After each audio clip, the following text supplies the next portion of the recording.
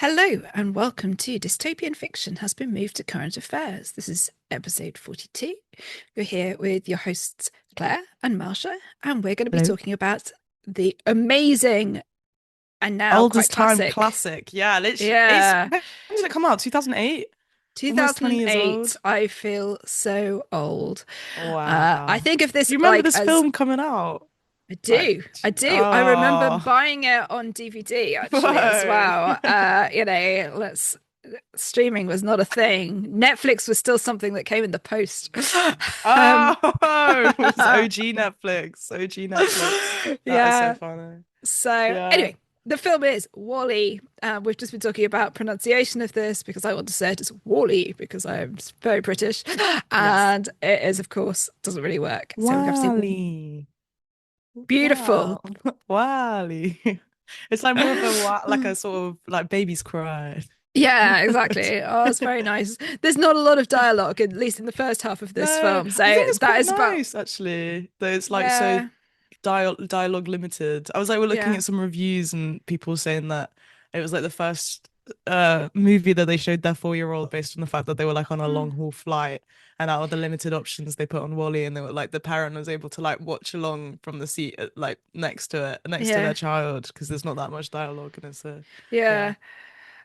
No, that's true. So, not quite as challenging as doing Flow with no dialogue at all, but No. it's up there in that kind of world. So, a great Disney Pixar classic, which I still think of as being kind of like new Disney in my head because I'm so old.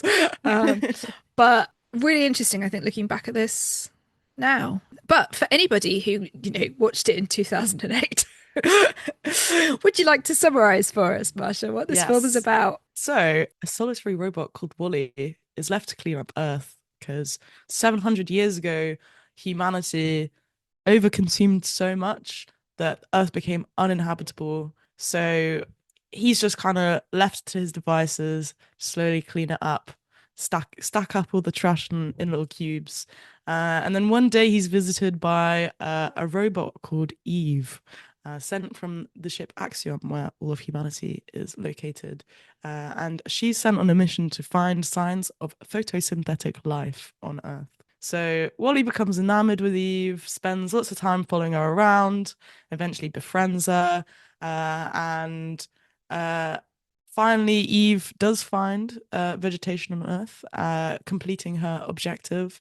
And that takes her and Wally all the way back to the ship Axiom to initiate the ship's return back to Earth, since it can now support life. And when they get there, the autopilot that helps or potentially solely controls the ship Mm. begins a mutiny against humanity, trying to prevent them from returning home. And Wally and Eve have to defeat autopilot to be able to return humanity to their rightful place, or I don't know, as they term it, the recolonization effort, which is such, I don't know, we wrote that down as well, but it was funny. So Yeah, yeah, little synopsis. very Um, nice. yeah, no, how was it like rewatching the film for you? Like, yeah, It's interesting. I mean, I don't know that I have watched it since like the 2000s. I'm not sure whether I've seen it again. Certainly not in recent years. no, Um, neither. and I mean the animation really obviously like holds its own. I think it's a delight of the sort of Pixar style, and that I think the kind of the cuteness factor of Wally and the like little way his eyes work and stuff. Really nice. Like that a lot. But I think the other thing that's very prescient about it is just like in 2008, we were talking about ideas around waste disposal and so on. And we're nearly 20 years on. And yes, okay, recycling may be more the norm, I suppose. We had home recycling in 2008, but it's got sort of more normalized, I think. But the overall issues of the production of waste and what we do with it are obviously like massive still. So and growing, I guess. I think that although I think technology has probably improved on like all the different ways that you can deal with waste, the attitude to the production of waste, I'm not sure has got Yeah. any. the better. consumer culture of the 21st century, I Yeah, think, is worse than it was yeah, I think like so. 20 years ago, basically. Yeah, Yeah. you presumably watched this last as a child, so I guess it feels a bit different. Yeah, I mean, I definitely think there's a an element of like rewatching childhood films, and you sort of remember the general plot and some of the Mm. scenes, like, can you kind of come into your mind's eye, but like you kind of like missed out on the little gags or jokes or some of the like thematic messaging in the Yeah, movie. So it's kind of nice yeah, to like rewatch it with a bit more like informed, I don't know, 20-year yeah, old perspective. I don't yeah. know. I mean, Um, it's obviously one of those films that does the sort of the thing that the kind of the best kids movies do, which is to like work on two levels essentially, be attractive to a child audience and also have like a serious kind of narrative, a simple narrative but a serious one, I think. Yeah, I mean, in terms of kind of its view of a future on Earth, what were your thoughts about that? um, so yeah, it's quite drab. I guess it's like you've kind of like pushed sort of like excessive consumerism to like its absolute brink. So yeah, I guess like in the Wally universe, it's like trash on every corner. The funny part for me actually was when the rocket was shooting off back to Axiom, and it had to like smash through like a orbit of all of these like satellites, and there were so many Oh yeah, satellites. yeah, yeah. um uh Space junk, yeah, yeah, yeah. space junk. Yeah, probably like contributed to the color of the sort of like brown orange sky and the Mm. general like hue of the world.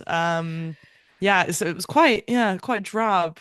Yeah, because we presumably like we understand that sort of photosynthesis presumably was not possible because there was like the sky was blocked Yeah, essentially like by gas and like by yeah, so you dirt probably like couldn't have and seen not enough yeah, light, probably not enough oxygen, I don't know. mm, yeah. Um, We get those like yeah, massive like dust storms that sort of fly across the earth, and Wally yes, has to go back into his little little home. shed cave thing. Shed, yeah, shed Yeah. cave. I didn't know what to call it as well. I was like, No, home. no. It definitely has kind of a stereotyped kind of old man shed or Yeah, garage yeah, the sort of like, conversion workshop. yeah, Zen. Yeah, Den, for exactly. sure, for sure. Vibes about Um, it. But it's this sort of scene of like not only obviously like the overwhelming like waste, like the I guess the effect of landfill that it's no longer like filling land, it's like as high as the buildings and yeah, things like yeah, you got that. like skyscrapers of Mm, rubbish, basically. Yeah, there's yeah. no like, you don't actually see any buildings as well. Like, I think there's like a couple cranes and like Mm. massive old like shipping containers and stuff. But like, yeah, there's not any actual like like habitable looking Yeah, buildings that. exactly. It's like you get the Um, skyline and then you realize that actually it's like heaps of trash, basically. And of yeah, course, yeah. because Wally, who is a waste allocation load lifter Earth class, he like his job is to make like bricks basically out of the waste. That's, Yes. all he So does. like So he's compacting it, yeah. Which isn't constantly kind even of ridding the waste. Like I don't, yeah. I I'm guess he was curious. supposed to be a very little cog in a very big The machine. big It's just machine. And everybody it's else just is still the cog, no yeah. machine. Oh. But yeah, so as you say, he just kind of like he hasn't got a big picture on what the task is for cleaning up Earth. He's just doing his job. Programming, yeah. Yeah, with the little added addition that he collects things that he finds as Yeah. well, which is Yeah. very Well, cute. yeah, so it's like some people like thought that the collection thing was like a bit of a like one of the themes was almost like nostalgia for the old Earth. Mm, And that's like represented in the like collectibles that Wally keeps in his little den. yeah. Um, yeah, like these like modern items are like romanticized through, Mm. I guess, the perspective of like seeing how Earth is so bleak now. I Yeah. thought the other thing that was nice about his collection was that the things that he valued were kind of like arbitrary to us, and then you realize that actually, oh, they're kind of like all this material stuff is arbitrary. Say, like when Wally finds a diamond ring, engagement ring in a Mm. box, and he chucks Yes. the ring and he likes the box, so he keeps that. It's like, well, why should a ring be of more value than a box? This arbitrary element to it. And of course, he also keeps useful things like spare iPods and Yeah. motherboards and things like that, which proves useful. Yeah, yeah. Um, I guess it's like maybe just going back to the ring thing. It's like, well, so we ultimately value it because it's more rare, and it's that like mm, kind of like demand like mm, versus cost thing. Like, I guess in the eyes of like a capitalist society, then mm, that's like you're valuing it because it's more of a rarity. But like Wally lives outside of that. Like he's yeah. just like one robot on the planet. Like there's no Mm, assigned value like that there yeah. anymore. I guess he like takes things through like not necessarily that all the things he collects is like functionality based, but things that he finds like interesting based on their Yeah, function, like the exactly. lighter and the light Mm. bulb and yeah. Well, I don't know. I Yeah. was thinking about the lighters actually, because I think there's a bit of an irony there because he collects like Zippos and they're like, the sort of like sustainable solution rather than like disposable lighters, which, Yes. plastic and throwaway. But of course, they're not degrading, still Yeah. working, after hundreds of years. Yeah, 700 years in fact. Indeed. Yeah. Yeah. Wally is clearly a well-made Yeah, robot. well oiled, well made, yeah. Yeah. I guess he's But like slowly replacing all the parts from yeah, himself that he like exactly. scavenges from other Yeah. places. Maybe they're more Yeah. well preserved, better weathered parts. Very like pragmatic approach to all his dead comrades out on Yeah, the yeah. field there. Because, of course, quite a lot of the litter is no longer functioning litter disposal. It's like the Yeah. machines are now the waste. So, I was gonna say, is he still the same robot if like every single sort oh of my ship of God. Theseus kind of Yeah. Ship of question? Theseus, Chick of Is it Spoon. still is it Well, still that's of Wally? course, to jump to the very end, that is of course the near crisis moment where, of course, he has like Mm. essentially a brain transplant, but fortunately, he gets brought back by memories of holding Eve's hand. Aw, Oh, adorable. Not yeah, sure that's how it yeah. works in real world in the real No, life, but no. there's a lot There's of a it's like plot inconsistencies. I felt or like there are, functional yeah, inconsistencies in yeah, this yeah. film. There Um, are, but yeah. I yeah, think it's compromising between kind of like its sort of messaging and the idea of it being kind of a love story and the idea of it being, yeah, I guess, not kind of the science fiction where, every bit of science has to be correct. They find one yeah, that's plant, true. it's not good. They It's find not what? good for like If securing the kind of plant gets safe. chucked through the vacuum of space, by the I know. way, like Yeah. this is like an insane. This plant is insane. It is the Yeah. cockroach of plants. Yeah, it Yeah. literally is. That's so true. And there is quite a nice kind of running cockroach joke, I think, with the fact that like the cockroach friend he has just keeps getting like trodden on and rolled Oh, over and things like that, and every time just like yeah. pops back up again. Yeah. Yeah, it's like the little Jiminy Cricket cockroach. Yes. I thought it was very cute. And he's the only other living, well, the only living thing we see until the plant. Yeah. And Well, I guess he's not even really living. And also, someone else pointed out to me, why do we assume that he's the man? Well, the man, the I robot is know. sexless. I'm still Do you referring know, to it as a he, do you as a know, he. I had so thought about this, and yet the moment we started talking, I'm just like, oh yeah, Wally, he, Eve, He, she. yeah. Um, I guess it's the feminized like robot voice, not feminized, gendered like yeah, robot yeah, voices that they have. yeah, I think like attribute to the genderization of the yeah. robot. And I guess Yeah, the names as well, because we think of Wally as being more commonly a man's name and Eve being more commonly a yeah, woman's name. that is true. Um, they I was thinking about this and kind of like the way in which they do and don't sort of gender them. I think there's a bit of a sort of, as well as the kind of man cave shed sort of stereotype, there's the kind of like rough outdoor worker kind of impression of Wally as a robot, whereas Eve is like sleek and beautiful and she giggles and she Mm. has like the eyes that kind Why of does the the robot big giggle? Like, wide what was the why does purpose of it the why programming? does it why does it have eyes? I Maybe it's just because wonder. we're like our anthropomorphized robots. Yeah, that's so Um, true.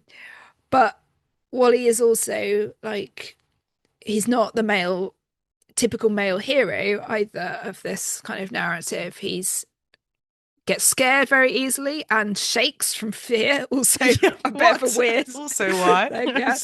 Uh, he's the non-aggressive one, whereas Eve is constantly like Pointing a blasting hand down people. at, Yeah, yeah, blast people. yeah.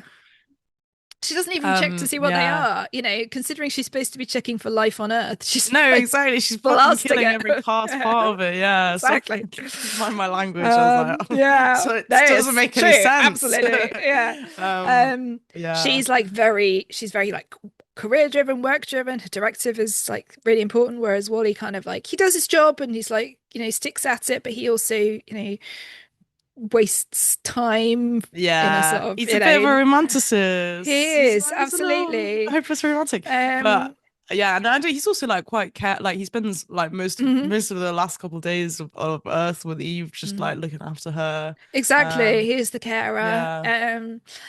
And there's also, I think, Domestic something violence. to, yeah. Sorry, go on. Yeah. So say something about the way in which he performs his kind of like self-identity drawing on the characters in Hello Dolly, which of course is his favorite film. So we can like maybe come back to that in a bit, but it's there too, I guess the idea of the masculine is sort of drawn on his preferred character in his favorite film, which is very sweet as well. But yeah, so there we are. We are calling them he and she, but we should probably not gender them. But I think that the film implicitly genders them, although in a way that at least is not just the kind of typical Disney Yes. him and her version. I was thinking a lot about this kind of like real life sort of waste creation issue and like how it has changed over the past 18 years and as this is a sort of envisioned future. I just wondered like do you think we're making any kind of like progress really in terms of waking up to the sheer impact of our material consumption on the planet? Like I like to think that there's more people who think about this stuff, but maybe that's just my woke mindset. Shocking. Um, I don't know. I guess I'd be more saying from a anecdotal perspective, but I don't. I don't think so. Like, I think there's even more, like, there's even greater avenues to mass overconsumption now than there was, Mm, like, when this film came out, you know? Like, Amazon is so much more of an established thing. It's, like, probably, yeah. like, better for, like, you know, it's just as it's quicker, easier, cheaper to just like buy things that like get arrived to your door, like places like Mhm. ASOS and Shein and like fast but like people just so easy to like even like people in my own life are just and Yeah. there's also I think I've definitely spoken to you Claire about this but like people's attitudes when they get called out for that are so defensive like very Uh, very quickly to become quite like angry and defensive when you point out mm. like it's almost like people know maybe they're Yeah. aware that they're doing it but because it's so Yeah. convenient like we are maybe like 10 steps away from the humanity of Axiom like Mm. it's I like think that's a convenience and stuff going on you're sorry right. continue So I know I was going to say that kind of like sense that like there's like campaigns of awareness and things like that make people aware, certainly in countries like the UK, I guess. But as you say, the sort of desire for the new stuff or the convenience, and that's certainly something, this stuff didn't exist in 2008 in terms of like, I don't know, like Temu and things like that. Is that how we pronounce yeah that? I don't know how you Temu pronounce yeah that. I think so Yeah, Temu there's these kind of one click to kind of shitty produced plastic stuff from China and so on. It's just, you know, it's great that things like Vinted are big and that sort of thing, but it's yeah still a very small aspect This, of yeah, I also think there's oh, like even the way that people might go thrifting, I guess like in the American terminology, or just like, mhm. the charity shop shopping, it's like Yeah. more and more of the clothing that you can buy is like being taken over by these fast fashion Mm. pieces and like, Yeah, it's exactly. not even like you can buy good quality clothing anymore. I Yeah, don't even think people know what good quality like if we're going to take the yeah, example of clothes yeah. like what that looks like Mm. but you also like I've noticed a lot more just like um like not just fast fashion but like fast furniture, like people like Mm, people go to buy things from IKEA which literally mm, just like starts breaking. I don't know, maybe I'm again anecdotally I'm a student, mm. so I'm not sure how much my landlords are investing in like good Yeah, quality vintage pieces, but I um mean, you but I know think you have a point. You know, there's fashions in furniture, so things like dark wood, for example. You can have really high quality dark wood furniture, but nobody buys it because it's not fashionable. You know, IKEA, I think, you know, it's better quality probably than, you know, buying from Argos or whatever. But it's I think there's real problems with the kind of resources that are required to produce that sort of flat pack furniture and you know, issues around if not deforestation, then certainly kind of like the fast production of wood products and the other stuff that goes in, I guess. You know, it would be great if I guess you were building things like that, I guess, out of recycled pulp, but I think it's new growth wood that gets used, whereas, you know, that's just like more and more like um stuff being brought into the world. yeah, I mean at least I, like wood is like a renewable resource as well, like whilst yeah, that's true. And I um mean ultimately biodegradable, although I know that like hardwoods take a very long time, yeah, it's obviously, to treated like with break down. all sorts. Yeah. Yeah. Yeah. I mean I was reading up on kind of my understanding of like waste disposal and recycling because I think like recycling gets quite a lot of negative press in the sort of idea that, you know, we all carefully separate out our recycling and it gets sent off and then what does It's the just all end council up in do landfills there? together. Yeah, does Yeah. it, No one, or no does one it, knows. you know, does it get sent abroad and then either just sit there, or does it, there's things like, so I know with like electronics, for example, um, like they'll be sent off to countries in the global south where basically kids will separate out computers. You know, there's another ethical consideration essentially, like how are we recycling this stuff? Like who is, like what are the stages, what are the processes that are required in that? Yeah. But still, you know, I think that the recycling business is growing. Like the advances in technology of recycling, I think, are better. But there are still, you know, councils where basically they might be using old processes of disposing of recycling. So they might be burned for fuel, but if that's not, which is a good thing to do with it, but if it's not done cleanly, then obviously it's just adding another source of greenhouse gases. Um, and then we get the idea of like the costs involved in doing this sort of stuff in a sort of sustainable way. So recycling is one thing, but even just like in terms of where things do go to landfill, the quality of those landfill sites, and obviously you can have the ones that actually genuinely do contain the waste, and then the fact that huge amounts of stuff just like has runoff, has toxic chemicals affecting ecosystems. So yeah, one of the things that Wally does is like to give us a visual reminder of all of that waste, because I think there's quite a sort of like in countries where we have functioning municipal waste, then you know, bunch of guys comes on a Wednesday, off my rubbish goes. I don't think about it. Like beyond that, I don't know what we do with recycling here in my council area. You know, and in the UK, we're running out of good quality sites for landfill, for example. And wherever you get like runoff, obviously you get like chemicals, but obviously we've got stuff like microplastics. Do you know a blue whale eats 10 million pieces of microplastic a day? No. Oh my I God. mean, you know, it's a big whale, but that's a lot of It's a plastic. bit wow, yeah. Yeah.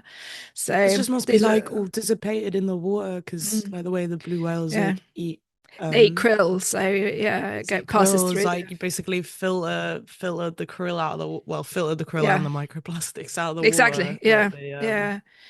yeah. So, you know, again, because we don't see it, I guess there's a lack of, although obviously, like, you know, we've all got microplastics in us. 90% of seabirds have got microplastic in them. Um, some plastics are attractive to creatures who think they can eat them. So it's not just the kind of like passive element, it's the kind of Yeah, active involvement. active, yeah. Yeah, well, there's like the like it's something like every baby or like has like microplastics already in it, Yeah. or they were like trying Yeah. to find.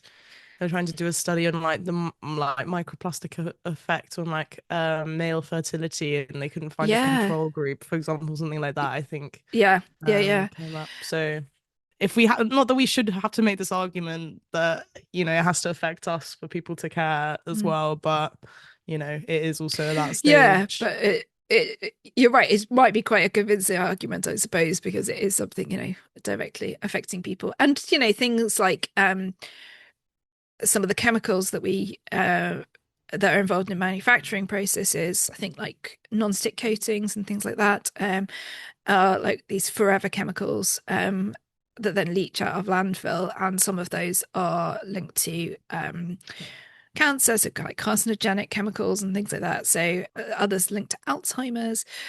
So there's, you know, not just the wider ecosystem. There's also things like, if you don't have enough good quality land for farming because it's filled with shit chemicals, it has a direct knock-on effect. So, that's the world, I guess, that Wally is kind of building, but it's also like our world as well. It's also kind of, I thought, interesting to see that this is quite a sort of, it's a wealthy world problem, not just the highest income countries, but also the fastest growing countries, especially places with like expansive urbanization. So although it's like the US and countries in the EU, like the UK, or not that we are in the EU, but within Europe, and then of course you've got places like China, with huge output from manufacture. But you've also got places like India where you've got really rapidly expanding populations, but not the infrastructure to go with them. However, as far as I could see, the only people on the space station Are Americans? Americans, yes. Hey. um, yeah, Okay, so mostly has the what? yeah, I guess the rest of humanity's been like, I don't know, Yeah. And how did you get fizzle your past. space on that space station? Was it just Yeah. the people you could pay? These are the sort of holes, we like to dig down into sort of like the economics of how this is working, but I'm not sure it's going to hold up to much scrutiny. In some ways, it's the ideal, robots do all the work and the people are able to live out their creative and innovative lives, which unfortunately they don't. Yeah, it does um, not seem the case on um, Axiom. yeah, a sad thought indeed. But yeah, maybe the rest of the world has been wiped out, or maybe there are other space stations just waiting for the world to be colonizable, or maybe they've been wiped out because I'm not entirely sure how this 5-year trip turned out to be sustainable for 700 years, especially since they're still producing waste. Yes, they're still producing waste and they're still like producing new stuff. So like Yeah. where are they getting this from? Is there like a sort of self-sustaining, I don't know, farm that they've got going on there? Surely like Yeah, also population from 700, like is it just a controlled, do they have a controlled population? it's I possible that was their like, population is being somewhat controlled by the shape and size and lack of athleticism well, among the exactly. I was population. like thinking, there was like exactly. I was like, surely the inhabitants of Axiom can't be partaking in like active reproduction. Because it doesn't seem like any of the babies actually have parents. Like No, you're they right. must They be seem to all be in a sort of born by like IVF. creche. Yeah, yeah. Yeah. And like, even I don't know, we'll come well, let's talk about by and large and like how that Yes, connects yeah, to the yeah. ship and what is yeah. Go on, tell us about that. Okay, so by and large is the corporate sort of a corporation that basically governs the ship and maybe sort of we see towards the end of humanity's life on Earth, like duration of time on Earth, is like almost merged with the government. The CEO of by and large is like the creator of the Axiom ship, and was sort of came up with this idea for like humanity to um escape Earth. So there's sort of like that merging of like government and corporate Yes, yeah, businesses. Yeah, and we like see that in the way that the CEO is almost like you can misinterpret him as a presidential, like yeah, as the president. absolutely, yeah, I think he's even referred to as such. yeah. It's Um, very like the brief kind of Trump Musk bromance and having Yeah. like, Musk as part of the White House team, and also the very fact that we're now in a situation where corporations and indeed individuals have more wealth than And some also like states. more political like lobbying, like there's Yeah. so much lobbying, like Mm. who is like putting that under control? Like you know, there's more say in the in parliament by like yeah, I don't know. Yeah. Yeah. So I think this Um really predicts, I think, a lot of what we've seen in terms of individual wealth and corporate wealth surpassing, in terms of power, the power that states have or that some states have. So yeah, yeah. it's a community that seems to be based not on nationhood but on having bought into the by and large customer Yeah. base. Um, Yeah, well, and it's probably that exact same by and large like consumer culture that like caused the end of life on Earth. And yeah, we've got a bit of a sort of like fallout scenario where yeah, there was the vaults were built for people to buy into the vaults, but yeah, why are they going to buy into the vaults unless if you cause some mm, sort of like worldwide collapse, like nuclear yeah, war, sort of like that. I don't know. yeah, Maybe yeah, by and large's first sort of venture was the Axiom, and they were like, mm, how do we get this? yeah, Yeah, yeah. well, who knows? Who Um, knows? and of course, we see this sort of irony that even though there is nothing to consume and no one to consume it, those adverts and the kind of like omnipresence of the commercial monster, particularly by and large, is still there in the world. Like, Wally's still like passing billboards and things like that. My question is also like how on aboard the Axiom, like how are people even purchasing things? Like, is there a currency, like a new form of economy Yeah, it wasn't, on I board thought, the ship? It wasn't clear. quite clear. Yeah, It was a bit like a sort of, cruise where everything is included, which I suppose would explain why everyone got so fat. yeah. But No, because none of yeah, the inhabitants work. It's like all mm, automated. yeah, and yeah, of course, there's still advertising going on because Mm, which would suggest, capitalism, because buy this rather than buying something else is the reason that you invest in advertising, right? Um, yeah. unless it's just like everyone's so used to it, it's just like the way, like the Well, norm. maybe that, like, maybe it's, people talk about like the attention economy. Like, maybe you're Mhm. paying for things in your attention. Like, we kind of see how Yeah. the humans aboard the Axiom, like, don't even recognize their own surroundings around them because Mm. they're like stuck looking at this like this holographic screen is like the only thing that they can see and they can't see anything beyond it. So also, what's the point of all the adverts like sort of plastered around the Yeah, ship? Like, no one's looking at yeah, that them. is true. Yeah. And again, 2008 sort of first kind of like major wave of smartphones, I guess, is around then, is it? I don't think I had a smartphone in 2008. I think it's probably a couple of years later. But then I was a penniless student. So yeah, I don't know. But there's that whole kind of like being glued to a device and like the ubiquity of kind of the video call and the like chatting to everybody, not in person, but like via screen.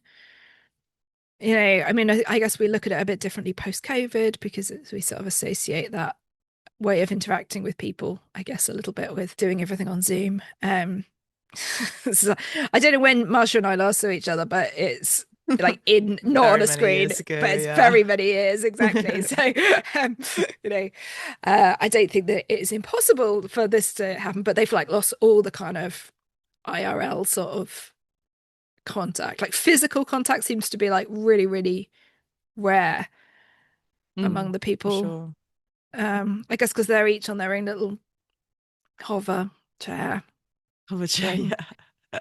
Um, which again, we're shown like right at the beginning that the hover chairs are supposed to be like so Granny can enjoy It's like a everything that you do. accessibility thing, which is like a Yeah, great, really yeah, clever idea, yeah. yeah, And yeah. then it gets, I don't know, maybe that's like one of the like main threads is like how technology's been, I don't know, it was initially made to like liberate humanity, Mm, from, from I don't know, at first like disability with Mm. the well, not Mm. liberate from disability, but like help like with Yeah, accessibility, absolutely. and Yeah. then but then like liberate them from work, but like eventually that's like also like liberates them from politics, and like Yeah. obviously the axioms like basically control, like we find out that behind the facade of the captain, Mm. um that really like the autopilot Mm. robot is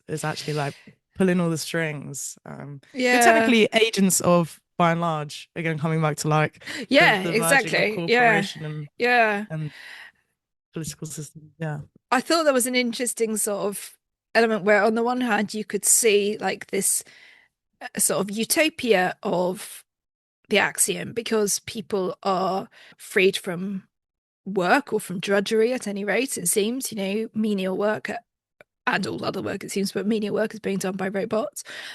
Accessibility is the norm. There doesn't seem to be any ableism surrounding the use of what is effectively a fancy wheelchair. Um, you know, there's no fat shaming insofar as, Ozempic Everyone's did not fat. make it. Everyone is No. fat, exactly. But none of those things have proved liberating because they've just kind of like trapped them in another way.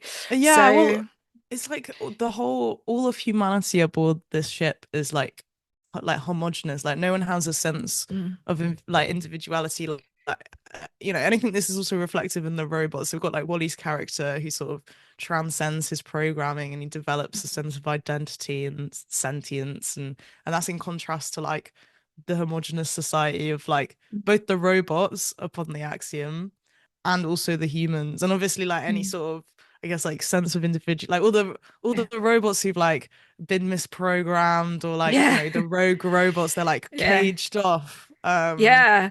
from the rest of Um, society. I but don't they are know. also, of course, the ones who's, start the revolution. So they're like, Exactly. you've got to reject the system. You've got to be seen as dysfunctional. It's like metaphor for kind of the queer revolution in robot form. Exactly. That's so that's quite nice. But you're right, and I think it's an interesting thing, isn't it, that like we often associate, I guess, consumerism with an idea of kind of like things like fashion. Fashion should be about, like how you portray your identity and like things like Mm. that. But actually, of course, fashion in the sense of pursuing trends, and fast fashion, having the latest thing, getting the latest iPhone, which is presumably, the Better. iPhone Yeah, sort of like 700 or whatever 12x by, something. Yeah. yeah, you know. Yeah, yeah. So all of that kind of thing is actually a homogenizing of society. And that's like in many ways, although it's sort of the fact that everyone dresses the same and things like that, it feels like, oh, well, there isn't a selling opportunity there.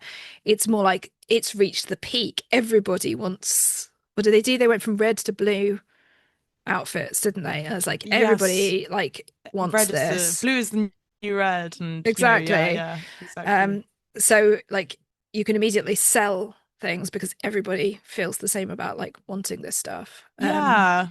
Well, yeah, there was like one guy, James McNeil, explains about like cognitive dissonance, and that's like Mm, how maybe the ship and like the robots take advantage, like the advertising upon the accident takes advantage of people, like the humanity's like cognitive dissonance. So it's like, so a person perceiving inconsistent bits of information about himself or his environment will experience psychological tension called cognitive dissonance.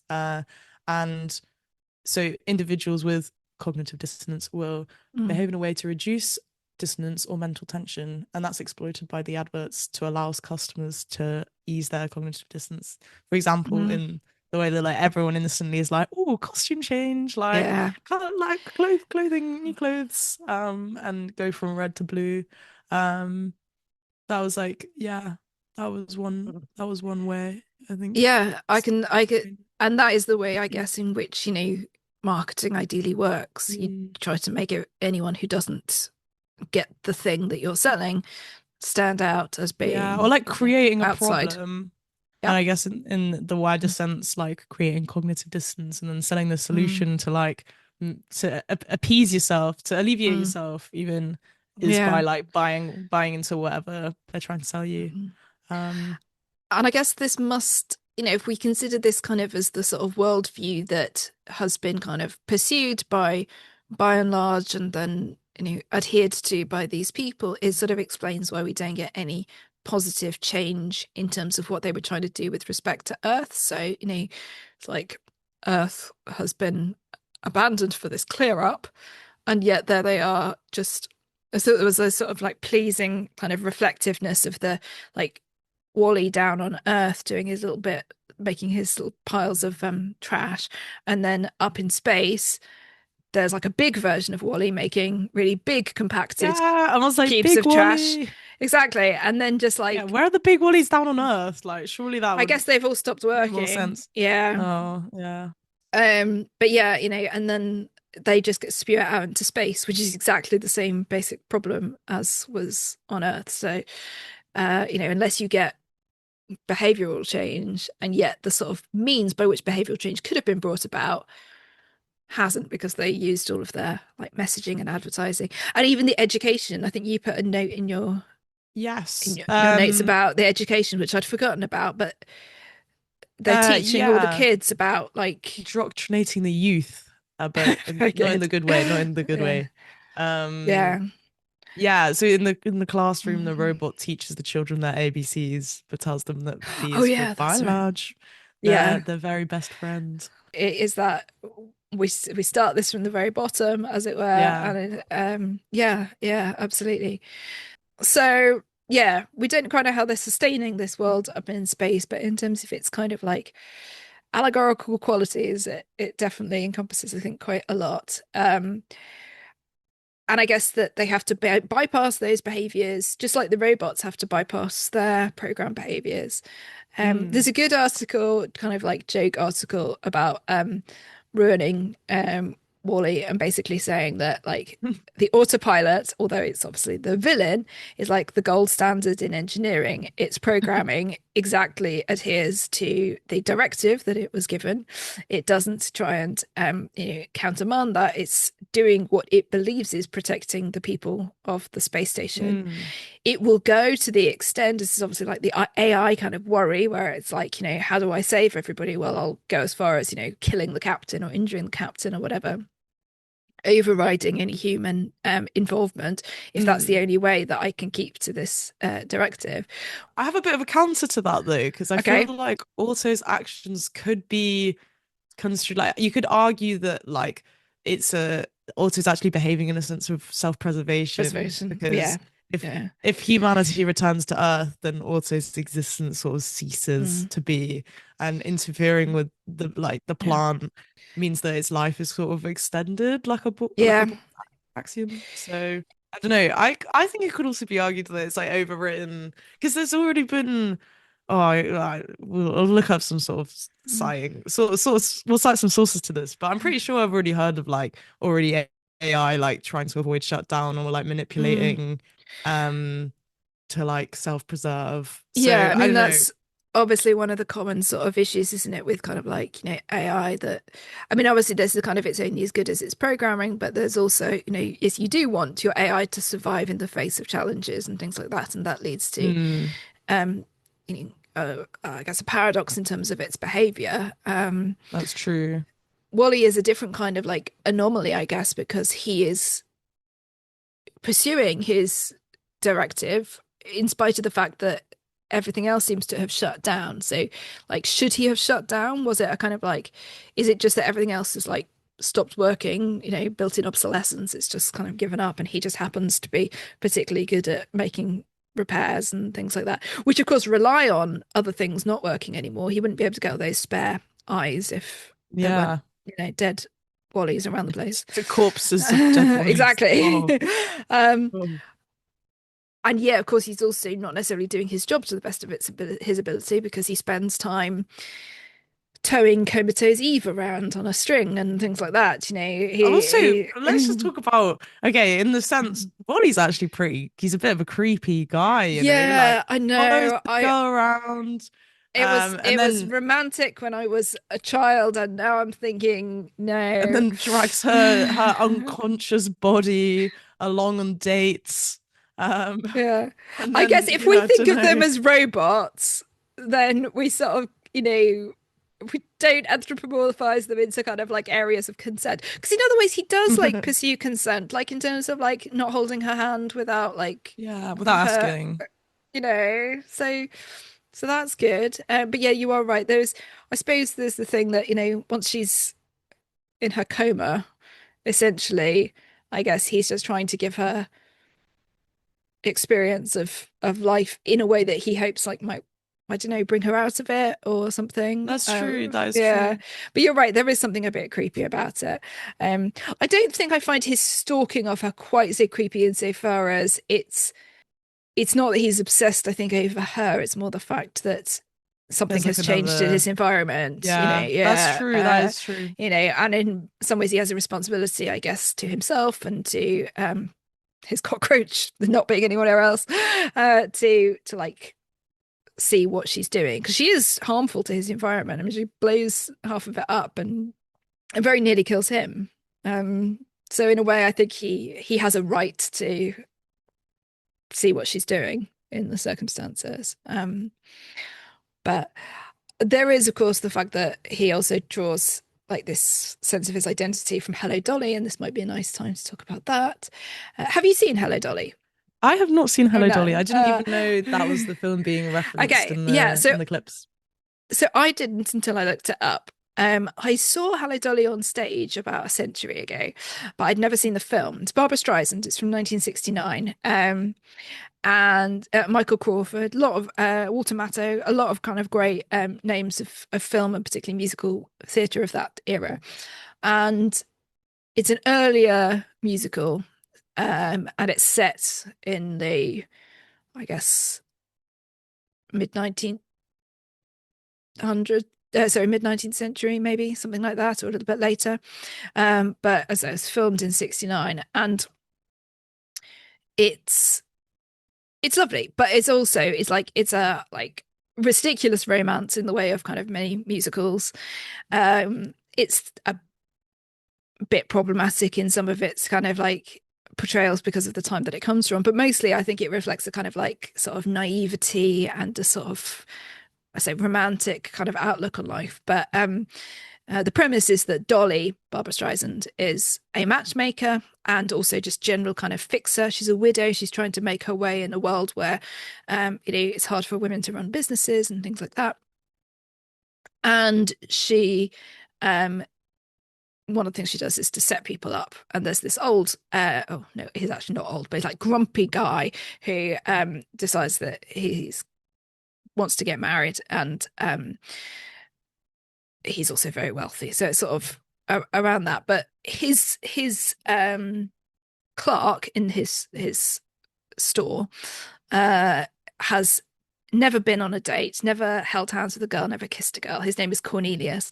And so he decides that he and his buddy Barnaby, they're going to go off to New York and just have like one night on the town while their boss is away, and just maybe they'll meet a girl, and maybe they'll dance or whatever. And it's this kind of, it's very, I guess, innocent and that sort of thing. And it's him, Cornelius, and the woman that he falls in love with, of course, love at first sight, blah blah blah, Irene. That they're the ones who are in the love scene, as it were, that Wally keeps watching, which they actually, and I didn't realize this even though I watched the two back to back, they edited the hand holding scene into Hello Dolly. It's not actually there originally. They took the scene of Only for a Moment, which is the sort of love duet, and they put the hand holding scene into it so that it mirrored the whole hand holding thing in Yeah. for Wally and Eva.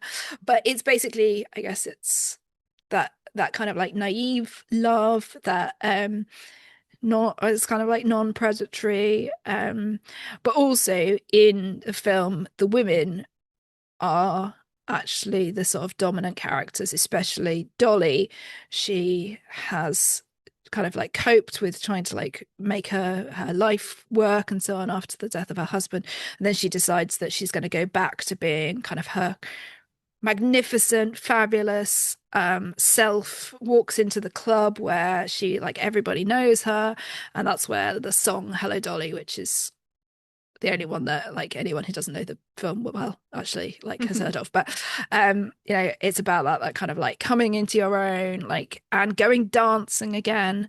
And I thought that was a little bit of a sort of parallel with the film as with Wally as well, because it's like humanity coming back to basically kind of like pick up the pieces of like life as it should be on Earth, and go dancing again, because of course the captain doesn't know what dancing is, and the only people who are dancing are Wally and Eve as they dance through space in some possibly dubious physics involving a fire extinguisher.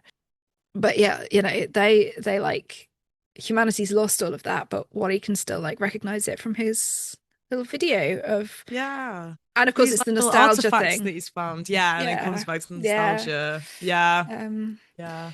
so And then there you he like go. I guess yeah, beautifully said. I guess he also like spreads that to when he sort of like brings like those two people out of this, like the John woman and and Mary. John and Mary out of their sort of like advert coma Mm, holographic screen status. They sort of, yeah, they sort of find connection as well as a result of Wally and they do. this sort of Yes, beautiful dance through space. that's right. And also he kind of like, I don't know, there's this thing about kind of like inadvertently sort of like bumping into their lives, as it were, is a bit like he kind of like changes Eve by just sort of, I guess, being just like showing a different kind of way of looking at the world and so on.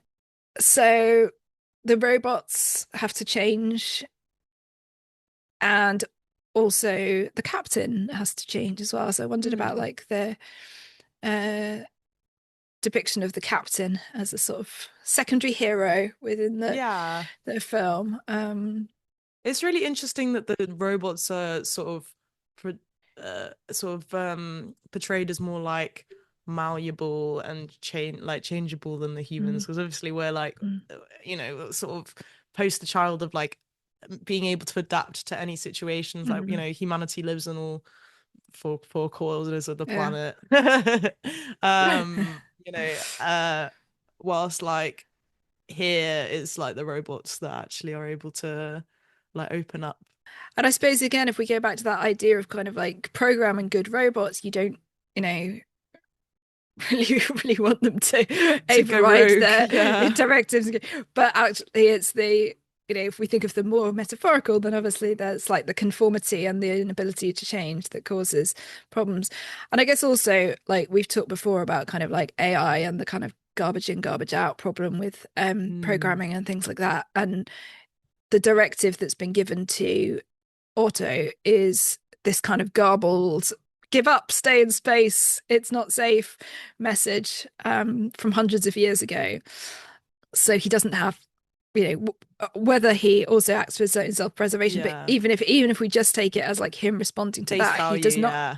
he doesn't have good There's no information. nuance. Yeah, Yeah, yeah, yeah. for sure. It's funny that you Though said in garbage in, garbage out, because that's literally what Wally's okay. job is. Hey. Oh. Oh. What about this kind of idea of like Wally and Eve in love?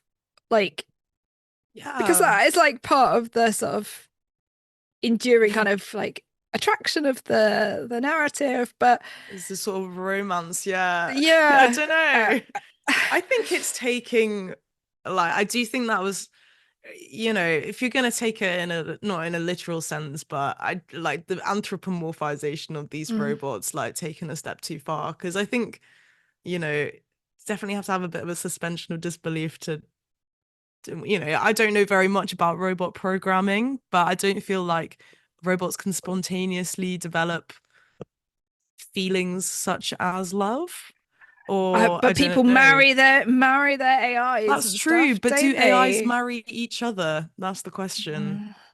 Well, I suppose if you genuinely believe that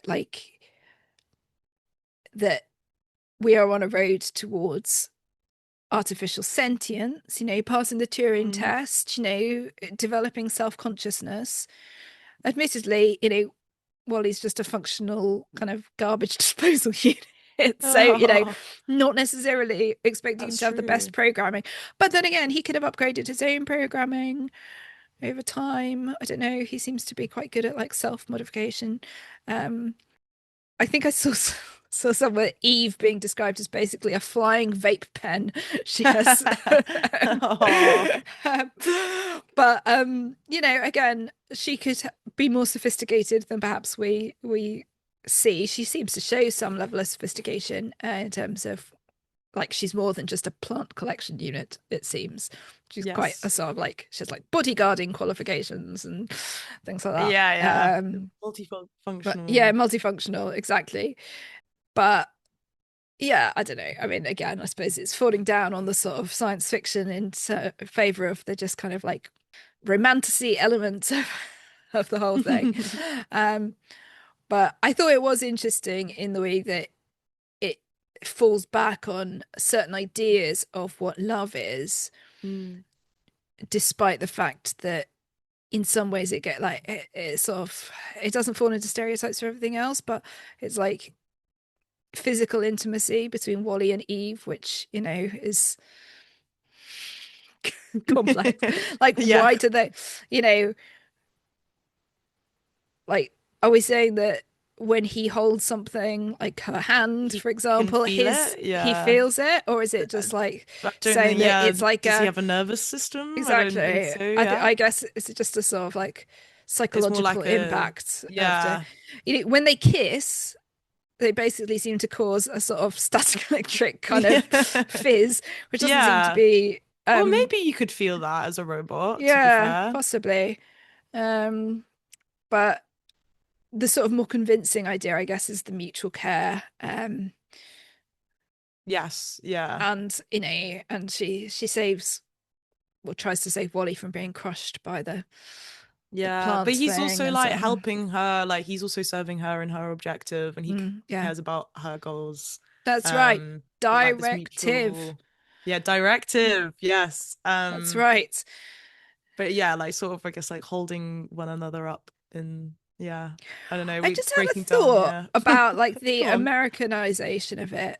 It's just suddenly struck me. I hadn't thought about it before. She doesn't assume that he will be an English speaking robot, does she? Do No, you remember? does She says direct when she's trying to ask him who he is, she says directive as like the third or fourth word she says, and I assumed that the previous ones were the word directive in other languages. maybe. I guess it would depend. Like, surely she'd know what continent or like area of the world she would be in. Yeah. Or On the also, other hand, maybe should Wally she was not made be in China. aware? Yeah, that's true. That is Yeah. true. But also should like she not be aware of who Wally is, like, and know what his directive is, like, as a Yeah. robot is programmed to be an Earth probe, Yeah. like Unless I guess she was manufactured so long after all the Wallies were supposed to be dead. I don't maybe, know. maybe. Okay, so at the end, they all come back to Earth. Yes. Uh, in one fell hyper jump thing, despite the fact that they were outside of the Milky Way, which seems to me a long way to have gone. Yeah, Um, also, yeah, a long way to have gone. None of these people were wearing seatbelts in this hyper jump. This no, is, no. there's all sorts Um, of problems there. yeah. Anyway, there we go. They come back to Earth. I just okay, again, it's the romantic ending. The captain says, Mm, like a plant, wouldn't survive without nurturing and things like that. So we've got to go back and look after our planet. Yes, lovely, good ecological message. Turning into better people and so on. Standing up on the again, this is a potentially ableist message, I think, because it only takes his willpower to stand on his clearly yeah. non-functioning body. Which, by the way, Uh, if you've had multiple generations be in space, hmm. their bone density, they mention this in the film, is Yeah, cooked. I Like they're know. not standing up on those legs. They're jelly on the floor. That's what's going on. This Like is this, true. the Earth's I was, gravity would be too much. yeah, I was thinking about this. Like, I don't know if I mentioned before. So, really, one of the best novels I read last year was called The Mars House by Natasha Pulley. And one of its big themes is the idea of people emigrating from Earth to Mars, and the people who have long standing like lived on Mars, and the fact that they make the Earth the immigrants from Earth wear these cages around them because they are so dangerous to the naturalized inhabitants of Mars because of the difference in their bone density from having lived in the lower gravity. It comes up in like the Red Rising series as well. Mm. And obviously, it's also a real thing. If we were ever to send people to Mars, you couldn't come back because of the impact on the body and so on. But then I guess they are within an artificial gravity. Could they have sustained an Earth equivalent gravity? Um, well, also this is what my question was, is like, the part where the so then not the fight scene, but they're trying to get the plant Mm, into mm. the tube to send Earth home, and the ship tilts onto its side. What is producing the gravity in this ship? Yeah, because It if it's has to not from the be. ship itself, then It why had would to be. everyone go Yeah, you're splat right. against the like what whether surely it shouldn't matter if the unless if there's a star that they're nearby that's producing the It's gravity, got to which be I artificial, so just that they doesn't had even. there's an up and a down, But it isn't wouldn't there? it wouldn't matter what direction the orientation the ship is in. They'd still be stood with It's their to, feet on the ground. What? I'm yeah, confused. I was yeah. confused. That's But a I very don't think, good point.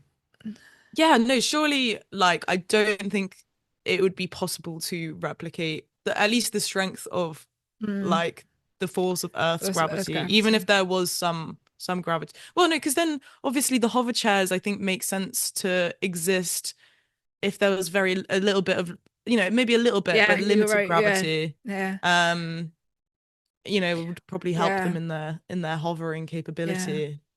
yeah. Um, yeah. But then why don't the people Anyways, hover off their chairs? I I don't don't know. know. I don't know. I suppose this, yeah, there's an So interesting question about the way in which their environment and circumstances that cannot help them, that they cannot help, have affected their obesity, their genetics, because obviously we've got potentially heritable qualities now being passed down from people having reproduced in space.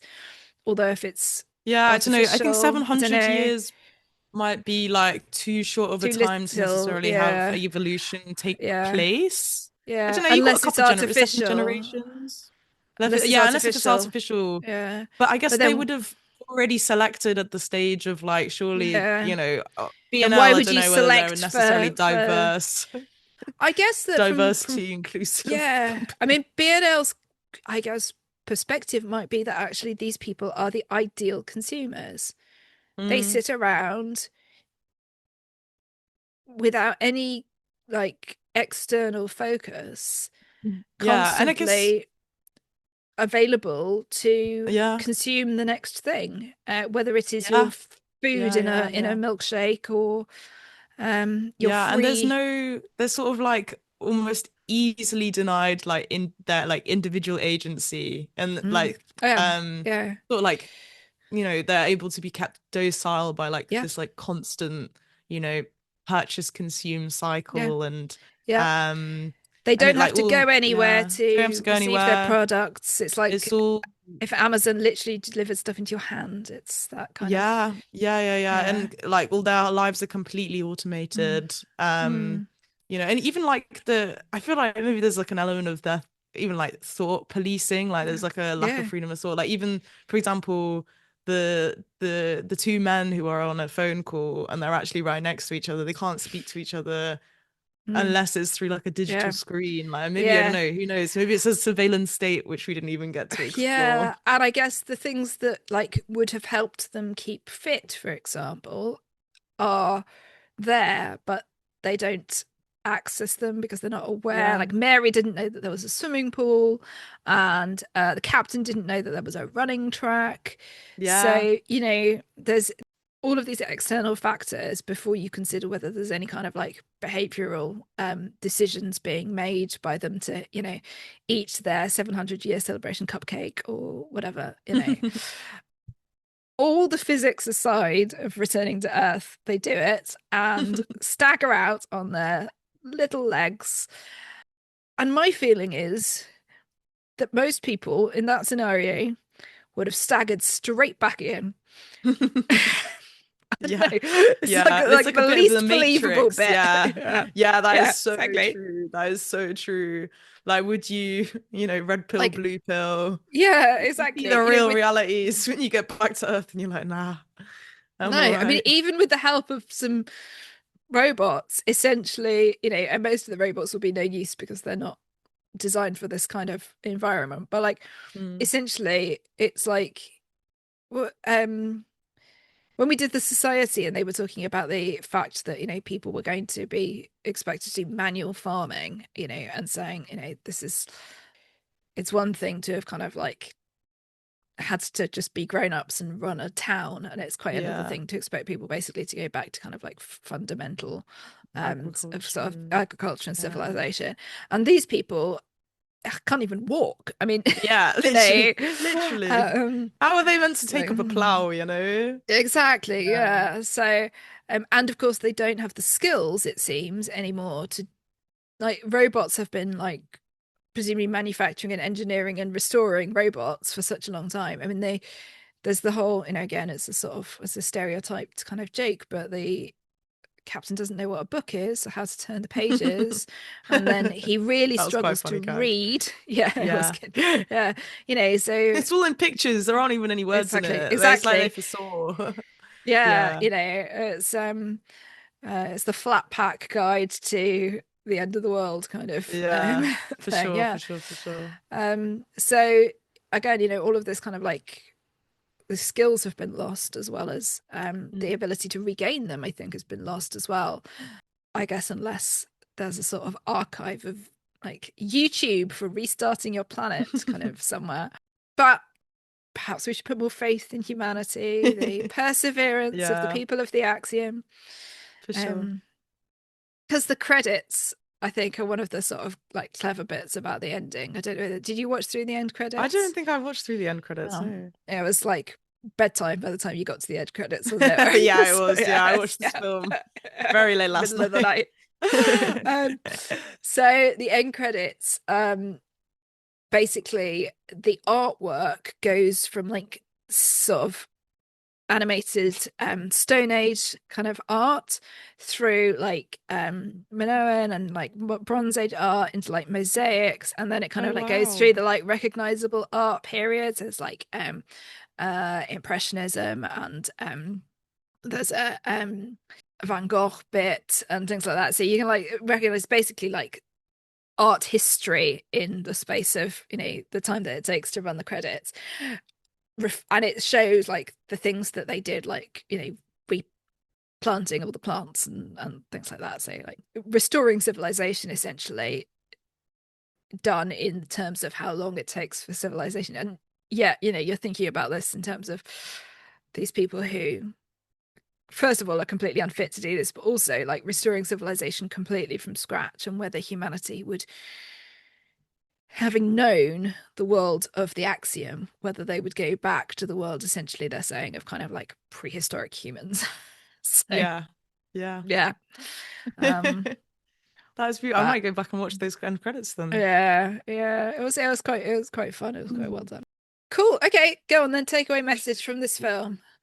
Oh, there's lots I feel that went on in there. I don't know. I think maybe sort of. I mean, the obvious one is beware the consumer culture of the 21st Mm. century, and um maybe also like there's also a sort of branch about technology, Mm. and how like over automating every task may lead Mm. us to be completely docile in our own futures or fates, and maybe whilst like you want to maintain some sort of like individuality, don't also fall into the Mm. individual mindset of capitalism. um Yeah. yeah, I don't know, what are your takeaways? um I think it's a nice kind of reinforcement of being aware of the kind of waste that we produce, and Yes. not only like do your recycling and don't buy plastic shit and don't buy fast fashion clothes made of stuff that will never degrade, whatever. And from child Um, labor. exactly, yeah. Yeah. Don't buy the new iPhone, that kind of thing. Yes. But Don't there's buy the new also iPhone. Yes. something about, again, like I guess we were talking about with House of Dynamite, like how your voting direction needs to be based on more than just the like things that directly affect you immediately. You should be thinking about kind of like wider values. Well, there's one to think about here in terms of how does, I guess, the government that you elect, how does it engage with corporations and the sort of late stage capitalism, and also stuff like how we our everyday, it may be like local elections, for example. Do the people that you are electing care about how your particular like immediate municipal area deals with waste? So if you are producing it, what's happening to it? I guess being, you can inform yourself on these things. And I had to do quite a lot of informing myself, to be perfectly honest, today. The stuff that you sort of generally think you know, and then actually like looking Yeah. at it. So I'll put those links in the notes. Um, Also, I think that the world is made better by old musicals, and more dancing is only a good thing. Um, and always keep a spare stash of eyes for emergencies. That as well, we could take that. Exactly. Yeah. So this Beautifully is put. why this is why I have like 20 pairs of glasses because of my constant tendency to lose them. Um, so yeah. Oh, that was nice. Beautiful. Thank you, everybody, for listening to episode 42 of Dystopian Fiction Has Been Moved to Whoa, Current 42. Affairs. I know, I Every single know. time I'm like, we're in the 40, we're about to hit the 50s. Yeah, What? yeah. Uh, 2026, we're gonna hit the 50s. Is that not that's right. mad? We are. We started off Yeah, well. yeah. So, in the meantime, we will be putting a little bit of kind of reignition to our Substack. Hopefully, in the next few weeks, you can get that fortnightly is the plan. Yeah, go Yes. to Substack and sign up for that, or follow us on Instagram or Blue Sky. You can visit our website where you can buy some as sustainably as possibly sourced merch. This is, you can't buy this in a charity shop, so this should be your one exception to buying new Exactly. stuff. We try to get like sustainable organic fibers and things like that going on. And watch this space because Marsha's going to make a tracksuit. So that Yes, is the plan. 2026, we got the dystopian fiction current affairs tracksuit. It's coming. It's coming. That's it. Yeah. So as you take to the racetrack on the Axiom, you will have something to wear. In the meantime, do let us know if there's stuff that you would like us to cover in 2026. We are still working on our lists of upcoming things, but we've got a few recent movies on there, and we know that you like the classics as well. So do let us know if there's anything on the sort of must watch list from the last 50 years or so that we've not done yet and must do. Yeah. You can contact us via the website, or you can DM us, or send a pigeon, whatever. That would be great. Well, thank you very much, Masha. Thank you very much, Claire. Thank you, listeners, and goodbye. Bye bye.